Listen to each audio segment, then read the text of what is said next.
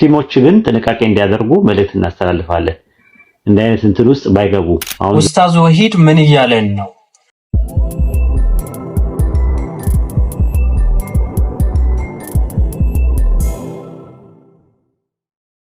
ቢስሚላህ አልሐምዱሊላህ ሰላቱ ወሰላም አላ ረሱሊላህ ወአላ አሊሂ ወሰህቢሂ ወመንዋላ። ውድና የተከበራችሁ የቻናላችን ተከታታዮች አሰላሙ አለይኩም ወረህመቱላሂ ወበረካቱ። ዛሬም የጌታችን ያላ መልካም ፍቃድ ሆኖ ለእናንተ አስተማሪና ቁም ነገር አዘል የሆኑ ቪዲዮዎችን ይዤላችሁ ብቅ ብያለሁ። እስከ ቪዲዮአችን ፍጻሜ ድረስ አብራችሁን ሁኑ። ዛሬ የምናገርበት ርዕስ ሰሞኑኛ ጉዳይ አለ። ያ ጉዳይ ምንድነው? ፌሚኒዝም በተመለከተ ይሆናል። እንግዲህ ፌሚኒዝም ፌሚኒስት የሆኑ ሴቶችን ባቀጣጠሉት እሳት ላይ በርካታ ሙስሊም ሰዎች እየጮሁ ስመለከት ጊዜ ይህን ነገር ልክ አይደለም፣ ወላ ወልበራ የእስልምና መሰረት ከሆኑ መካከል አንዱ እየተጣሰ ስመለከት ጊዜ ልክ እንዳልሆነ ለማሳየት ይህን ነገር ከማሳየት አስቀድሞ ግን ኡስታዛችን ኡስታዝ ወሂድ ምን እንደሚለን እንስማው። ዳይ ወደሱ ቪዲዮ። ሻንቺ ያልመጣሽ ሙስሊሞች ግን ጥንቃቄ እንዲያደርጉ መልእክት እናስተላልፋለን። እንደ አይነት እንትን ውስጥ ባይገቡ። አሁን ዘቡር አሰላሙ አለይኩም ወራህመቱላሂ ወበረካቱ ለምሳሌ ኤግዛምፕል ዘቡር የምትባየው እህት ሮሃይና በአጠቃላይ እንደ አይነት ፕሮፋይል የምታደርጉ ሙስሊሞች ሆናችሁ ምን ትምትሉ አላህ ልትፈሩ ይገባል። የምር የቂያማ ቀን አለ ብላችሁ የምታስቡ የሂሳቡ ቀን አለ ብላችሁ የምታስቡ ሰዎች አላህን ፍሩ ከወዲሁ ማለት ነው። ሃይማኖት፣ ትዳር፣ ባህል እንዲጠፋ ከሚሰሩ ሰዎች ጋር ሄዳችሁ የምትሰሩት ነገር ዋጋ ያስከፍላችኋል። ነገ ጧት ትውልድ እንዳይኖር ነው የምታደርጉት። ብቻችሁን አይደለም የምትጠፉት፣ ሰው ይዛችሁ ነው የምትጠፉት። አላህ የሚጠይቃችሁ በእናንተ ብቻ አይደለም፣ በምትሰሩ ይዛችሁ በምትሄዱት ሰዎች በአጠቃላይ ይጠይቃችኋል። አንድ ሰው ወደ ቅን የመራ ሰው ቅኑ የተመራው ሰው የሚያገኘውን አጅር ከሱ ላይ ሳይቀነስና ሳይጨምር ይወስዳል። አንድ ሰው ወደ ጠማማ መንገድ የሚመራ ሰው ጠማማው ሰውዬ የሚቀጣበትን ቅጣት ከሱ ላይ ሳይጨምርና ሳይቀነስ ወደ ራሱ ይመጣል ብለዋል ረሱል ሰለላሁ ዐለይሂ ወሰለም። ስለዚህ አስተካኪ። ለሴቶች ጥቃት የምትቆሚ ከሆነ ለህፃናት ጥቃት የምትቆሚ ከሆነ በዚህ ስራ ላይ መሬት ላይ የሚሰሩ ሰዎች አሉ። ኮንታክት አድርጋችሁ በስነ ስርዓት ልታግዟቸው ይገባል።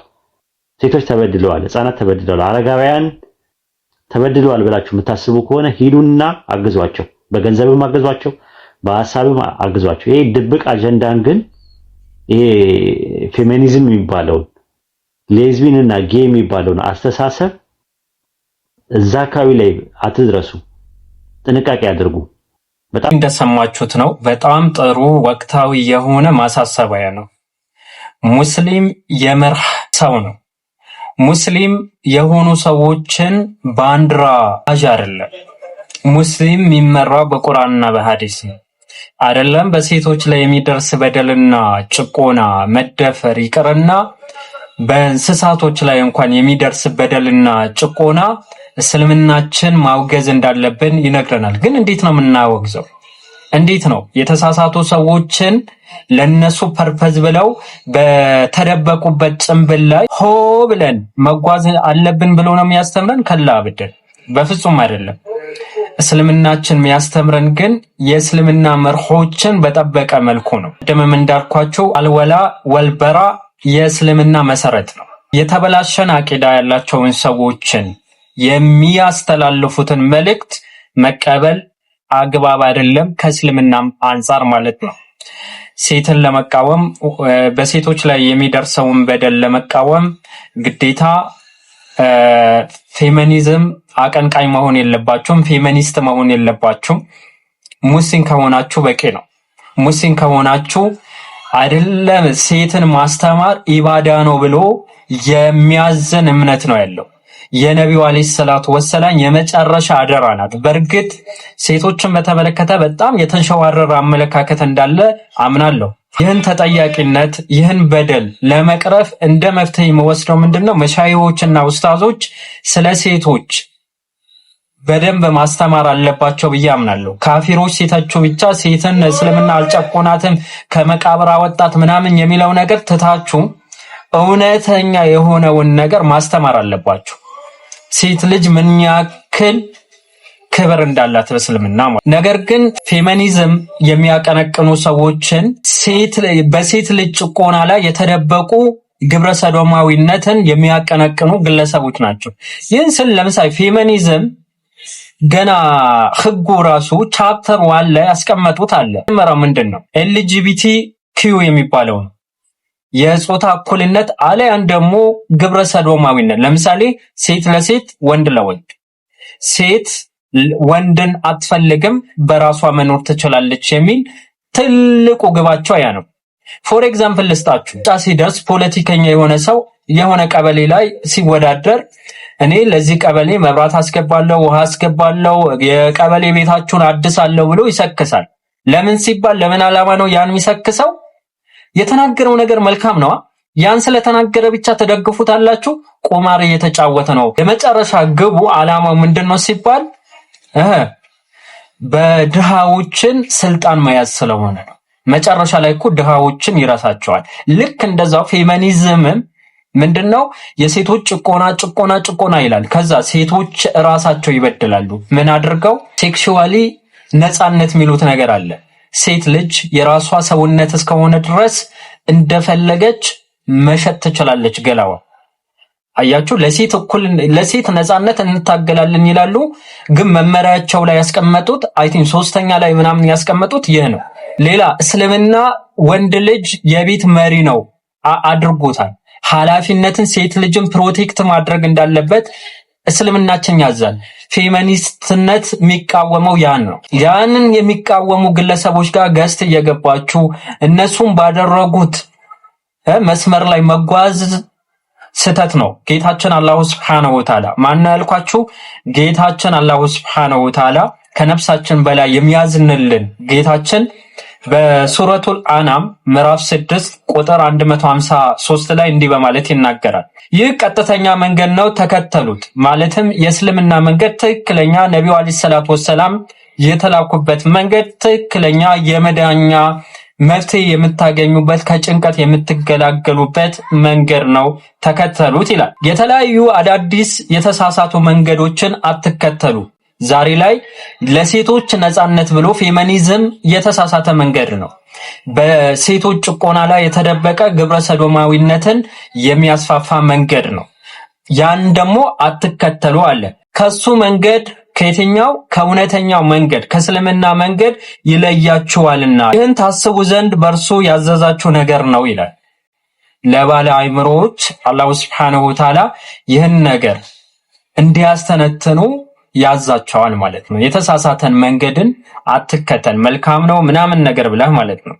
ታዲያ አንዳንድ እህቶች ደግሞ እንዲህ ሲሉ ሰማሁኝ። የሀሳብ ልዩነት በጣም ያለና የሚኖር ወደፊትም የሚቀጥል ነው። ኖርማል ነው። ሁሉም ነገር አግሪ ላንደራረግ እንችላለን። የሚደብሩ ነገሮች ሊኖሩ ይችላሉ። አንዳንድ እውነታዎች ላይ ግን ያንን አምኖ መቀበልና ልክ ስህተቱን እንደምናጠለጥለው ሁሉ ትክክል ነው የማለት ግዴታ የሰዋዊ ባህሪ ነው። ሰዋዊ ባህሪ ነው። ኦኬ። ከዛ ውጪ ግን ይሄንን ሃሽታግ ለማጨናገፍ ወይም ደግሞ እንዲደበዝዝ የምትሄዱበት ርቀት ያ ትክክል አይደለም። ልጅቷ ብዙ ነገሯ ላይ መቸኝ ይችላል። አሁን የመጣችበት ጉዳይ ግን እኔነቴ ነው፣ ይመለከተኛል። የያዘችው እውነታ ግን ቁስሌ ነው፣ ቁስልሽ ነው። ሀገራችን ላይ እየተደፈሩ ያሉ ህፃናት የሉም፣ ወጣቶች የሉም፣ ተስፋቸውን ያጡ ከዛም ብሶ ገዳዮቻቸውና ደፋሪዎቻቸው ምንም እንዳልተፈጠረ በተወሰነ የእስር ፍርዱንም ሳይጨርሱት ወጥተው እየተንጎባለሉ አይደሉም እንዴ? ይሄ እውነት አይደለም እንዴ? ይሄ በቃ ማለት የሚያከራክር ጉዳይ ነው እንዴ? ሴት ልጅ መውለድ መረገም ወይንም ደግሞ መሳቀቅ የሆነበት ሀገር እስክትሆን ነው እንደምንጠብቀው ኦሬዲ ሆኗል። ያ ምኑ ጋር ነው ስህተቱ? ይሄንን እንቅስቃሴ ለማስተጓገል የተለያዩ ቪዲዮዎች እሷ ላይ የሚሰሩ በመጀመሪያ ደረጃ አጀንዳ ለመፍጠር ነው። ሁለተኛ ደረጃ እናንተ በገዳዩ በደፋሪው ቦታ ላይ ብትሆኑ ይሄን ነገር ከማድረግ ወደ ኋላ አትሉም ማለት ነው። ስለ ግል ህይወቷ የሚሆኑ ስላለፉት ቪዲዮዎቿ አይመለከትም። እኛም የሚመለከተን ግን አሁን ላይ ስለያዘችው እውነታ ማለት ነው። አሁን ላይ ስለያዘችልን ቁስል ማንም ሰው ደፍሮ ያላደረገውን እውነታ ነው እየተጋፈጠች ያለችው። እንደ ሴትነትሽ ከጎና የመቆም የውዴታ ግዴታ አለብሽ። ይሄን ማታደርጊ ከሆነ ጭራሽ ጣት የምትቀስሪባት ከሆነ ጨርሶ ይማርሽ። ሌላ ምልሽ ነገር የለም። ሃሽታጉን በየቦታው ላይ መጠቀም እንዳትረሱ። ጆርዲ በርቺ። እናመሰግናለን። አንደኛ ማንንም ይሄ በሴቶች ላይ የሚደርስን በደል እኔ እርግጠኛ ሆኜ ነው የምነግራችሁ። ሪሰርቾችን መመልከት ትችላላችሁ። ዓለማችን ላይ ቁጥር 1 ደፋሪ ያለበት አፍሪካ ነው። ከ1 እስከ 5 አይ ቲንክ ካልተሳሳትኩኝ ማለት ነው። አሜሪካን እንኳን በጣም ይሄ ህግ አለ ምናምን የሚባለው አይ ቲንክ 18ኛ ነው 10 ምናምንኛ ያለችው። ኢትዮጵያ ራሱ ከ1 እስከ 50 የለች። ነገር ግን የሁላችሁ ወንድምና እህቶች ነገር ግን ይህን ነገር ስንቃወም በሴቶች ላይ እነዚህ ሰዎች መሰቀል አለባቸው። የመጨረሻ መፍትሄ እስልምናን ያስቀመጠው መመሪያ ነው። የሚደፍሩ ሰዎችን ጠልጥለው ማለት ነው መሰቀል አለባቸው፣ ልክ ሳውዲ እንደምታረገው ማለት ነው። አለበለዚያ ግን እስር ከተባለ ድሎት ነው። ዛሬ ላይ የመረረው በአጠቃላይ እኔ እስር መግባት እፈልጋለሁ መታሰር አለብኝ ይላል አይደለ? ስለዚህ ለነዚህ ሰዎች የሚያስፈልገው ምንድነው ከተባለ ስቅላት ነው። ይህ ሲባል ግን ከዚህ የባሰ አዘቅጥ ውስጥ ያሉ ግለሰቦችን የሚያራምዱትን ነገር ደግሞ ዝም አንልም። ፌሚኒዝም አስተሳሰብ ውስጥ ያሉ ሰዎች ምን ይላሉ? ኢትዮጵያ ውስጥ አሁን ይሄ ነገር ያመጣችው ልጅ ስሟ መጥቀስ ስለማልፈልግ ነው 50% ወንዱ ደፋሪ ነው ይባላል። ይህ የወንድ ልጅ ጥላቻ ነው። ገባችኋ? ወንድ ልጅን ሴቶች እንዲጠሉ እያደረጉ ነው። እውነታው ግን ያ አይደለም። እኔ ለምሳሌ አሁን ስራ ቦታ ነው ያለሁት። ፊት ለፊቴ 2 ወንዶች ሲደባደቡ ባይ የራሳቸው ጉዳይ ብዬ ነው ይዋጣላቸው ብዬ ነው ላሽምል። አንድ ወንድ ግን ሴት ሲደባደብ ባይ ሙስሊም ትሁን ክርስቲያን አይመለከተኝም። ምናልባት እኮ እንዲህ ሊያንቀኝ ይችላል። ወላሂ ነው የምላችሁ። ሄጄ ማለት ነው ልገባለት ይችላል። ይህም አድርጌ ያውቃለሁ፣ ተጣልቼ ያውቃለሁ ብዙ ጊዜ ማለት ነው። የትኛው ወንድ ቦዘን የምትሉት ተላካፊ የምትሉትን ወንድ ያኔ ያደርጋል። እውነታው ግን ከ100% 96% ማለት ነው ይህን ነገር የሚቃወም ነው። እርግጠኛ ሁኜ ነው የምነግራችሁ። እናት አለው፣ ሚስት አለው፣ እህት አለው፣ አክስት አለ። ይህን የሚጠላ ይህ አረመኔነት ነው። ሲጀመር የእንስሳዊ ባህሪ ነው እኮ ራሳችንን ኮንትሮል ማድረግ አቅቶን ሴቶችን መደፈር እንስሳዊነት ነው። ይህ ማለት ግን ፌሚኒስት አስተሳሰብ ያላቸው ፌሚኒዝም የሆኑ ሰዎችን መደበቂያ አታድርጉት፣ መደበቂያ መሆን የለበትም ነው እያልን ያለ ነው። ትልቁ ነገር ያ የእነሱን እንቅስቃሴ መከተል ደግሞ ጌታችን አላህ ሱብሓነሁ ወተዓላ ከልክሎናል።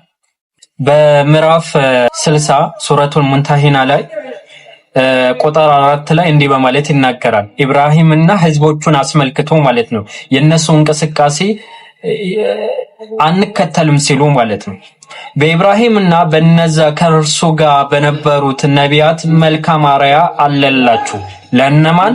ለኛ ለህዝበ ሙስሊሙ በአጠቃላይ ማለት ነው። ለህዝቦች ባሉ ጊዜ እኛ ከናንተ ከአላህ ሌላ ከምትገዟቸው ነገሮች የጠራን የራቅን ነን። በእነሱን ካድን በአላህ አንድ ብቻ እስከምታመልኩ ድረስ በእኛና በእንቅስቃሴያችሁ በምታደርጓቸው ነገራቶች ኢዲዮሎጂ ሊሆን ይችላል፣ አስተሳሰባችሁ መልካም ራሱ ቢሆን ማለት ነው። ቅድም እንዳልኳችሁ አህ ብሎ መውደድ ለአላህም ብሎ መጥላት ከአቂዳ ስለሆነ ማለት ነው። እሺ መካከል ጥልና ጥላቻ ለዘላለም ተገለጸ ባሉ ጊዜ ይላል። ይህ የቁርአን አስተምሮት ነው ወንድምና እህቶች።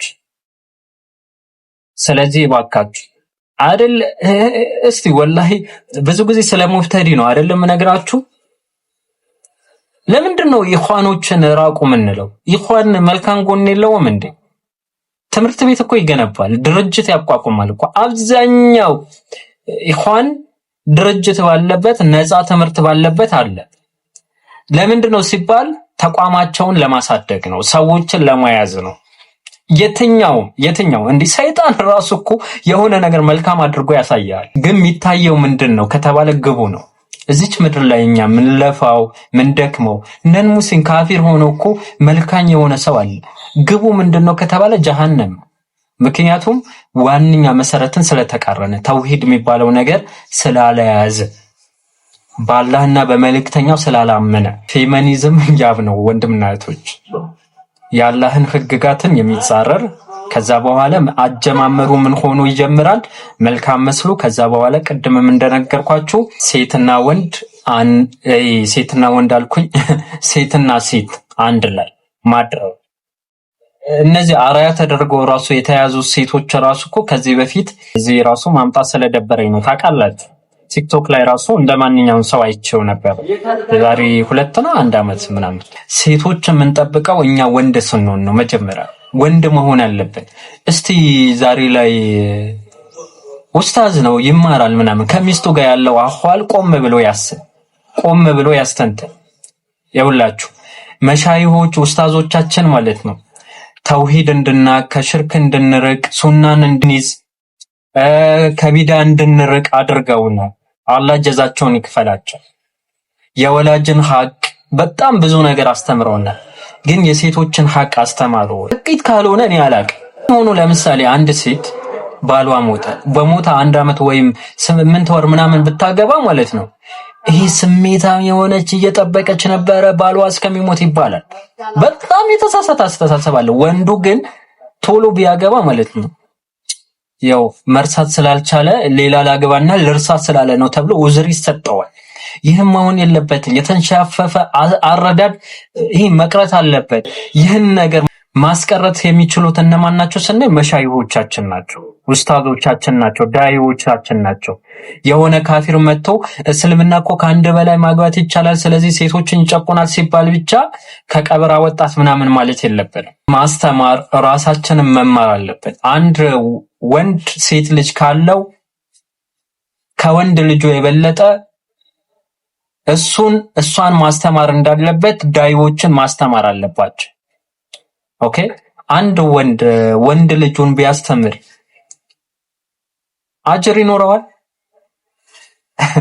ይህን ነገር ታውቃላችሁ? ሴትን ልጅ ማስተማር ራሱ እኮ ኢባዳ ነው የሚል እስልምና ነው እኮ ያለን በአላህ። ግን ተግባር ላይ ያለን ወይ? እኔ አልፈርድባቸውም። አሁን ላይ ይሄ የፌሚኒዝም አስተሳሰብን እያራመዱ ያሉ እህቶች ለምንድን ነው ብለን እኛ ራሳችን ወንዶች ብንጠይቅ ተጠያቂው እኛን። ስለዚህ ከተጠያቂነት ለመውጣት ምን መሆን አለብን? አላህ ኃላፊ አድርጎናል አይደለም? የቤት ኃላፊ አድርጎናል ባለ ትዳሮች ከሆነ ማለት ነው። ኃላፊነት ሲባል ምንድነው? ጭቆና መጨቆን ነው እንዴ? ፕሮቴክት ማድረግ ነው እኮ ግድ። ኃላፊነት እኮ በጣም ከባድ ነው። እኔ ለምሳሌ ከቤተሰብ መኖርና ለብቻዬ መኖር እኮ አንድ አይደለም እንዴ። ከቤተሰብ ስኖር ነው ፈታ ምለው የነበረው። ወላሂ ነው የምላችሁ። አጤ ስትሆኑና ከቤተሰብ ስትኖሩ አንድ አይደለም ማለት ያክል ነውና አርን እንዲጣሉ የሚያደርጉ ሰዎች ግን እንትን ማለት አለብን። አላኩል ሀል ለዛሬ ይህን ካልኳችሁ ሐሳቢን በተወሰነ መልኩ ለመግለጽ ሞክሬያለሁ። ሐዛ ወቢላሂ ተውፊቅ ማሰላሙ